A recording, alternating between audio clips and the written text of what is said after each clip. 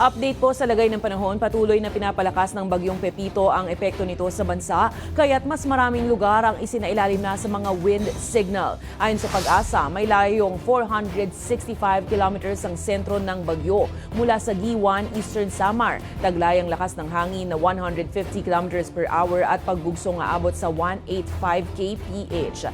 Nasa sa ilalim sa signal number 2 ang ilang bahagi ng Visayas, kasama na ang Northern Samar, Eastern Samar at Samar. Signal number 1 naman ang ilang bahagi ng Luzon, kabilang ang Aurora, Quezon at Marinduque, pati na rin ang ilang bahagi ng Visayas tulad ng Northern Samar at Biliran.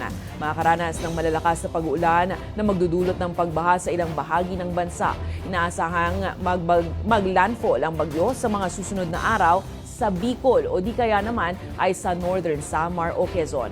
Inaaalalahanan naman ng lahat na mag-ingat at lumikas na mula sa mga maapektuhang lugar hanggat maaga pa para sa kaligtasan.